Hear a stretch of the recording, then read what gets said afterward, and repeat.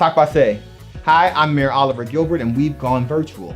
Now, while we're staying at home, I wanted to make sure that the activities that you enjoy could be brought to you online. Join me for Haitian Creole lessons with Mr. Innocent. Let's learn together. Good evening, bonsoir. Today's lesson is about recreations. Leçon jodi a c'est de récréation. Leçon jodi a c'est de récréation. What will you learn? Qui sa wap apprendre jodi a? Qui sa wap apprendre jodi a? Learn vocabulary about outdoor recreations and sentences associated with them. Apprendre vocabulaire de activité de yo ak phrase qui associé ak yo. Apprendre vocabulaire de activité de yo ak phrase qui associé ak yo. Then you're going to learn vocabulary about individual sports, recreations, and sentences associated with them. Apprendre vocabulaire de sport individuel, récréation à phrase qui associée ak yo. Apprendre vocabulaire de sport individuel, récréation à phrase qui associée ak yo. Let's begin. Today we're going to do a little review how to greet people in Haitian Creole. You have already learned that, but we're going to review every now and then. We're going to review. Bonsoir, comment vous y? Or, comment vous y? Bonsoir, comment vous y? Good evening, how are you? Bonsoir, moins bien, merci, et vous-même. Bonsoir, moins bien, merci, et vous-même. Good evening, I'm fine, thank you, and you. On commence leçon jodi a. Let's begin today's lesson. On commence leçon jodi a. Outdoor recreation, récréation de yo. We're going to do the vocabulary, then we're going to do the sentences. There are two charts, one on the left and one on the right. We're going to start with the one on the right. Camping, camping, camping, camping. Harnessed, l'équissage, l'équissaille, l'équissaille. Rope, cord, cord. Mountain bike, bicyclette mon, bicyclette mon. Bike, the helmet for bike, casse, casse. Picnic, pronounced the same, spelled differently, picnic, picnic, pronounced the same, sound the same, actually. Picnic blanket, len, len. Remember N-E-N-N, N, len. Thermos, thermos, thermos. Picnic basket, panier picnic, panier picnic. Now we're going to go to the chart on the right-hand side facing you. Hiking, marcher en bois. Remember, some words don't have a word-for-word definition. It's a description of what it is. Marcher en bois, like walking in the wood. That's what it means. Mountain, grimper mon, grimper mon, grimper mon. Mountain climbing. Or you might hear grimper montagne, because sometimes they use these words interchangeably.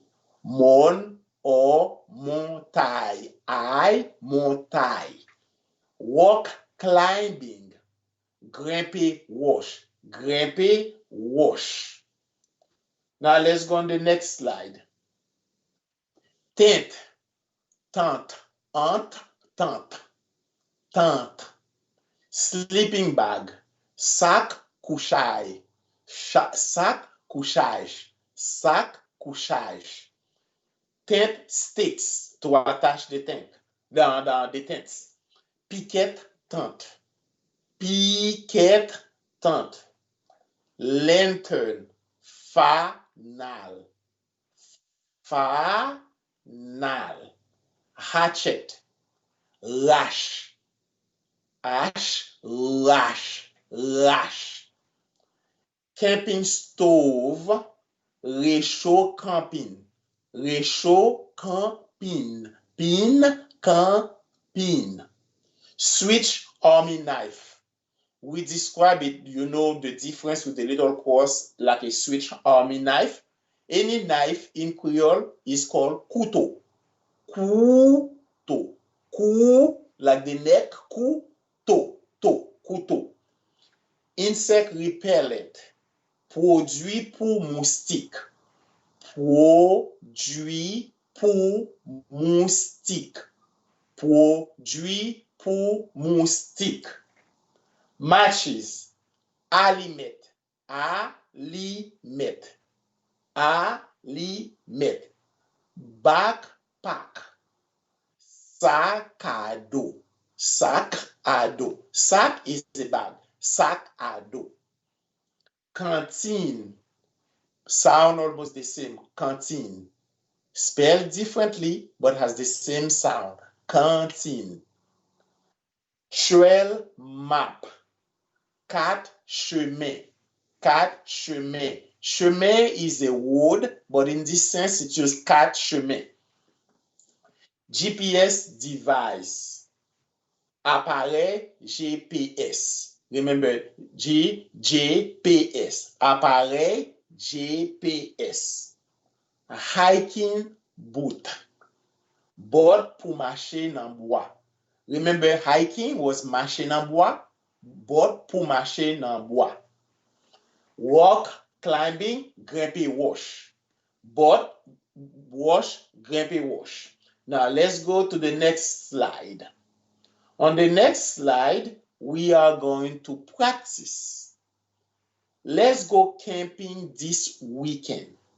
On al camping nan fin semaine nan. You can repeat. On al camping nan fin semaine nan. No, let's go hiking instead. Non, on al marcher nan bois pito. Non, on al marcher nan bois pito. Our friends are going walk climbing. Zami nou yo pral grimper wash. Zami nou yo pral grimper wash. Good idea. We have not gone camping in a long time. Bonne idée. Nou pa ale camping pou yon bon temps. Bonne idée. Nou pa ale camping pou yon bon temps. Do you like to go on picnics? Est-ce que ou reme ale nan picnic? Est-ce que ou reme ale nan picnic? What picnic supplies and food do you take with you? Ki ekipman picnic ak manje ou pran avek ou? Ki ekipman picnic ak manje ou pran avek ou? On the next slide, I bring a tent, blanket, thermos, and a picnic basket with food. Mwen pote yon tente, len, thermos, ak yon panyen picnic ki gen manje. Mwen pote yon tente, len, thermos, ak yon panyen picnic ki gen manje. Did you bring down? Est-ce que ou pote? Did you bring the tent? Est-ce que ou pote tente la? Remember down, the definite article, la goes after the word. Did you bring the sleeping bag? Est-ce que ou pote sac couchage la? Did you bring the lantern? Est-ce que ou pote fanal la? Did you bring the camping stove? Est-ce que ou pote réchaud camping nan? Did you bring insect repellent? Est-ce que ou pote produit pour moustique? Produit pour moustique? Did you bring the matches? Est-ce que ou pote allumettes? Est-ce que ou pote allumettes? Now, did you bring a canteen? Est-ce que vous portez une cantine? Did you bring a backpack? Est-ce que vous portez un sac à dos? Did you bring a picnic basket? Est-ce que vous portez un basket pour pique-nique? Un panier pour pique-nique? Est-ce que vous portez un thermos? Est-ce que vous portez un laine? Now, we are going hiking. Make sure to bring your backpack, your hiking boots, your mountain bike, and your helmet. Nou prale marcher nan bois, assurez ou porter sac à dos, bot pour marcher nan bois, bicyclette, monou, ak yon kas. You see that I highlight pour marcher nan bois in red. Usually when you speak Creole, because you are in the context of camping, you can say but without saying botu pour marcher nan bois, meaning the person talking to you will understand that you are referring to that boat. Okay, now let's go on the next slide. On the next slide, we are going to talk about individual sports and recreation. Et sport ak récréation individuelle. Jogging. Jogging. Sound almost the same. Jogging. Jogging suit. Rad jogging. Rad jogging. Rad is clothing. Running. Course à pied. Meaning that you're running by foot. Course à pied. Or they say courir. Courir. Map courir. I'm running. Map courir. Running shorts. Short pour course. Short pour course. Running shoes. Soulier pour course. Soulier pour course. Walking. Marcher. But remember, you've seen the word marché before? Marché also means the marketplace. Okay? So it's in a different context. It depends on how you're using it. Walking, marché. Walking shoes, souliers pour marcher. Cycling, biking. Monter, bicyclette. Skateboarding. Monter planche à roulette. Monter planche à roulette. Bowling. Bowling. Bowling ball. Bull bowling. Bowling shoes. Soulier bowling.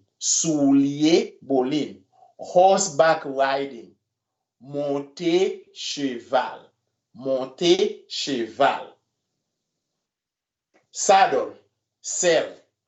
You see the asterisk? Sail means saddle, but it also means salt.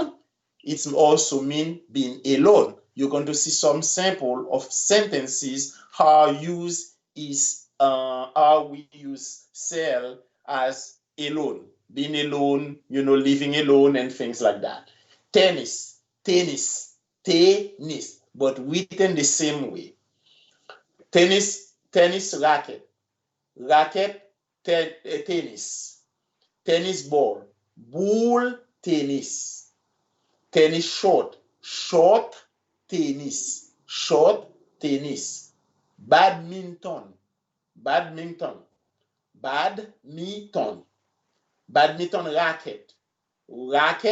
Badminton. Racquetball.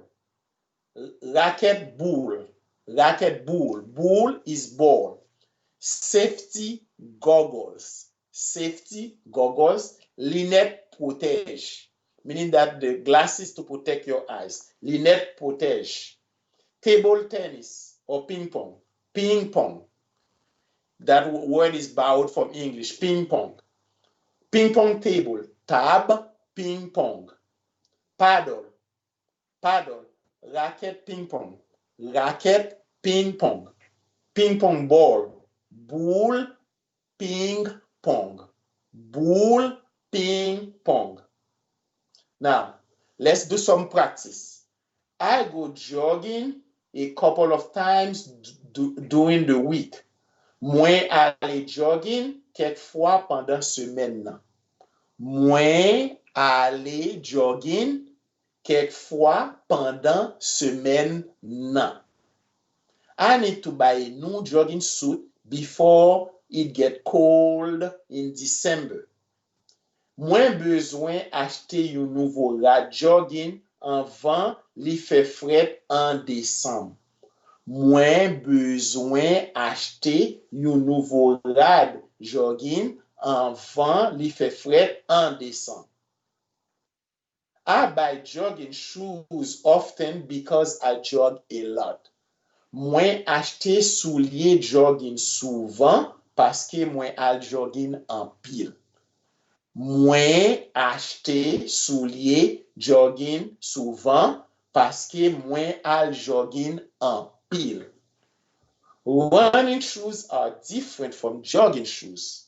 Soulier pou kous différent de soulier pou jogging. Soulier pou kous différent de soulier pou jogging. My walking shoes last longer than your jogging shoes. Remember comparing the word for it. Soulier pou marcher mwen dire pi plis pase soulier jogging ou. Pi plis, more than yours, but longer than yours. Dire pi plis pase soulier jogging ou. Soulier pou marcher mwen dire pi plis pase soulier jogging ou. Now, on the next one, I need to buy a bicycle for cycling.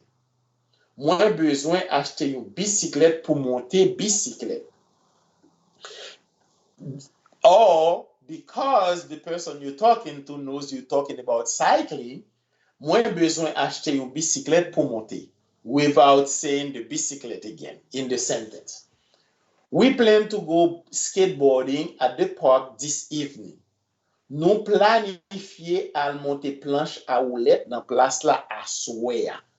Nou planifiye al monte planche a roulet nan plas la aswea.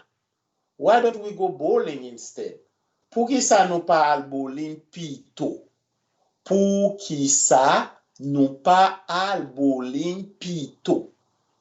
I need new bowling shoes. I do not want to rent. Mwen bezwen nouvo soulier bowling. Mwen pa vle louer. Mwen bezwen nouvo soulier bowling. Mwen pa vle louer. Have you tried horseback riding? Est-ce ou eseye monte cheval?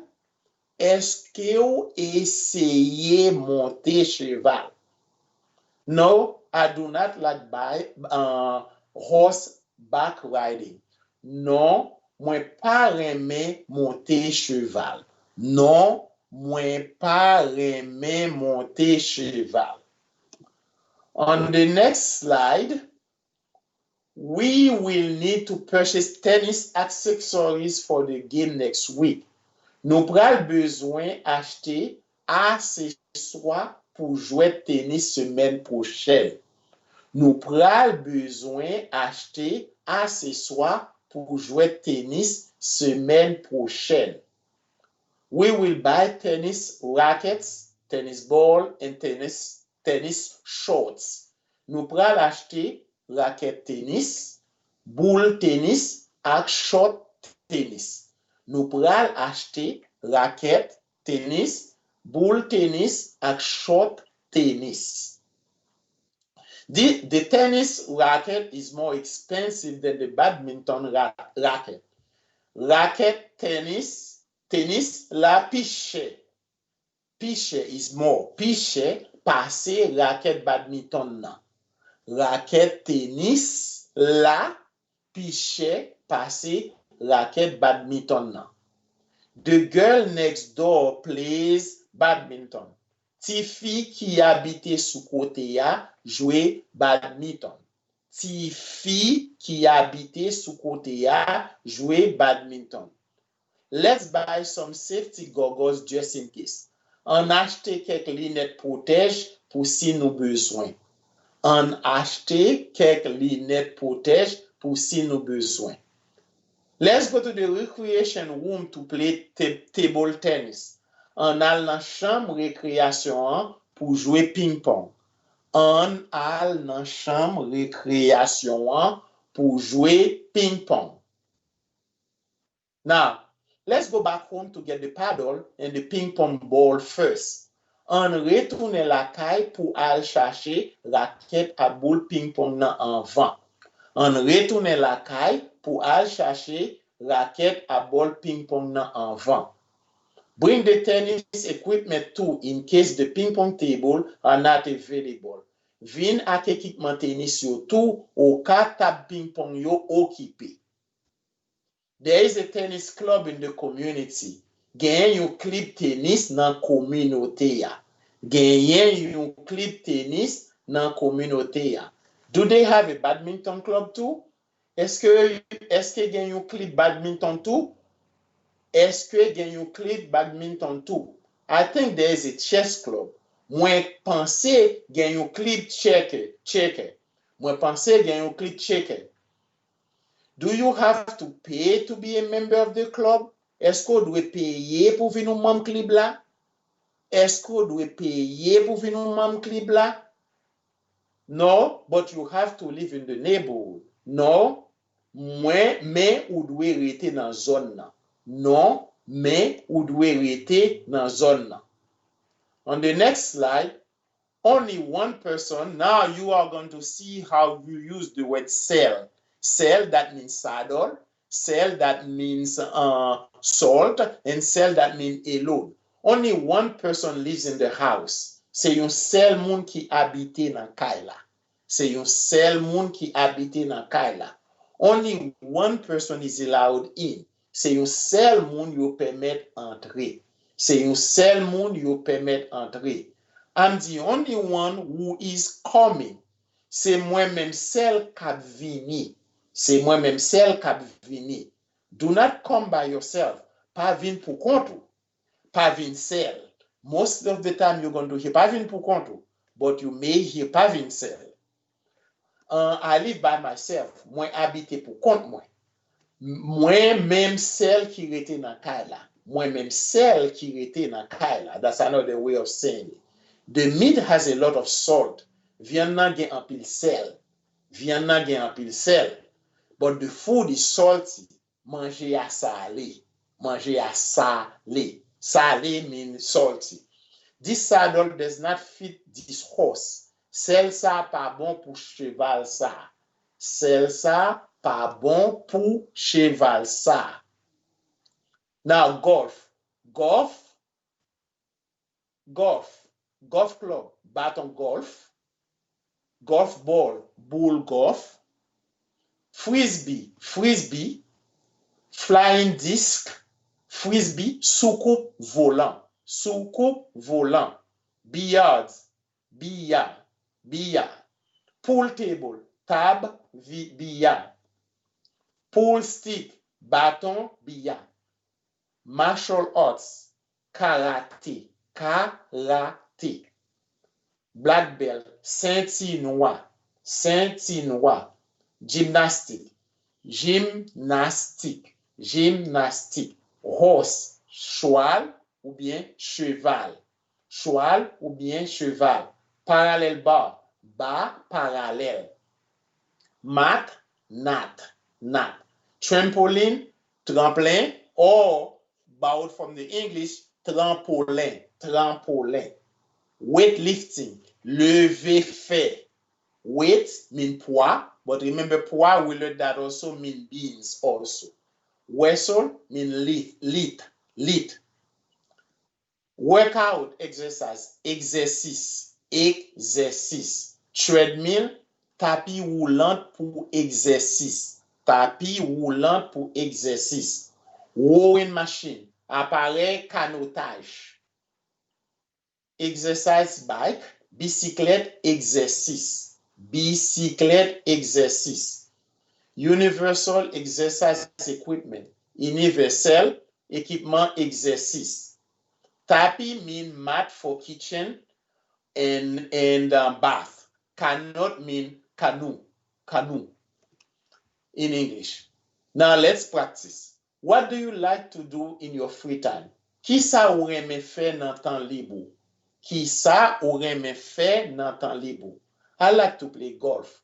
Mwen reme jouer golf. Mwen reme jouer golf. We need golf club and ball to play. Nou bezwen baton golf ak boule pou jouer. Nou bezwen baton golf ak boule pou jouer. Let's go play at the recreation center. On a joué dans centre de récréation. On a joué dans centre de récréation. The kids will need flying discs to play frisbee. Ti moun yo pral besoin soucoupe volant pour jouer frisbee. Ti moun yo pral besoin soucoupe volant pour jouer frisbee. The kids can go to the pool table to play billiards. Ti moun yo ka ale nan tab biya pou yo jouer biya. Ti moun yo ka ale nan tab biya pou yo jouer biya. I like to go skateboarding.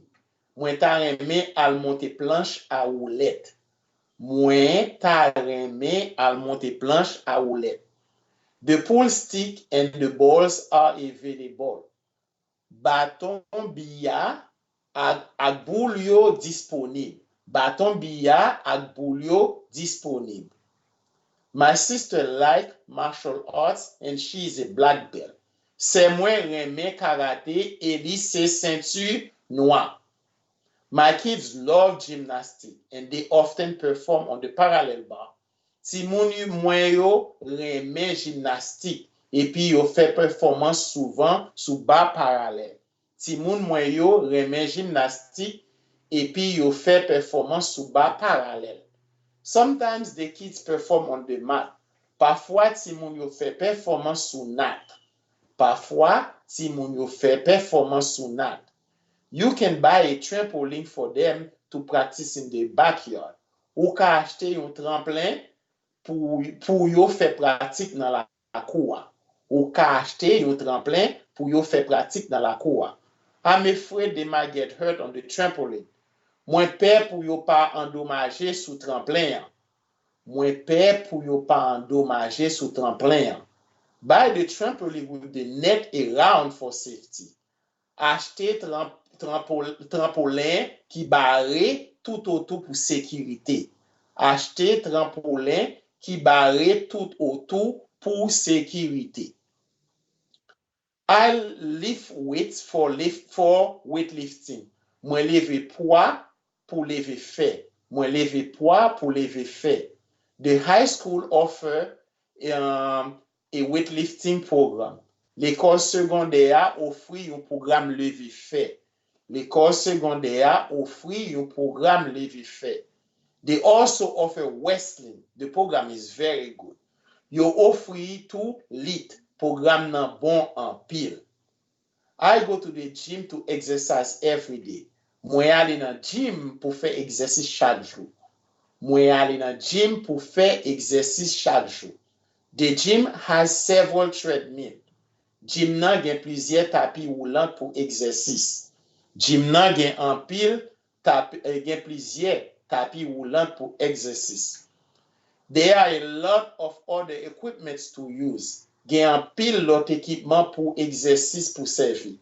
Gen en pile lot équipement pour exercice pour servir. The gym membership is not expensive.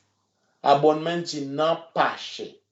Abonnement gym nan pa cher. I plan to buy an exercise bike for home. Mwen konte acheter une bicyclette exercice pour la caille.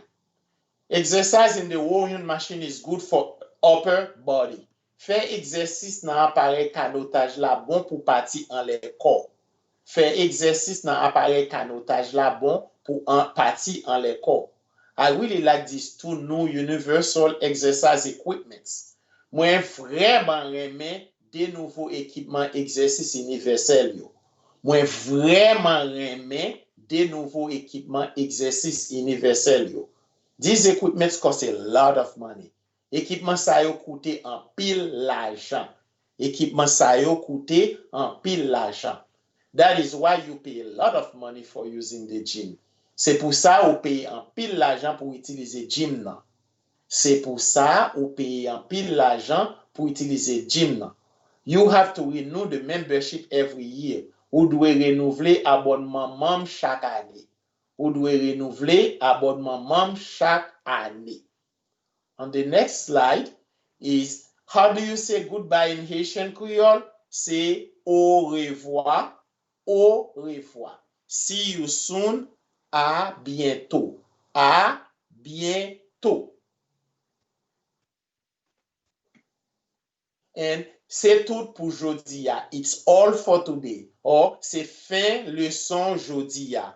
That's the end of the lesson for today. C'est fin leçon 1 jodi ya. C'est fin leçon 1 jodi ya. I hope you enjoyed today's session. Join us every Tuesday and Thursday on Facebook Live for Haitian Creole with Mr. Innocent. If you want to view the session again, visit cmgengage.com/virtual. I'll see you next week.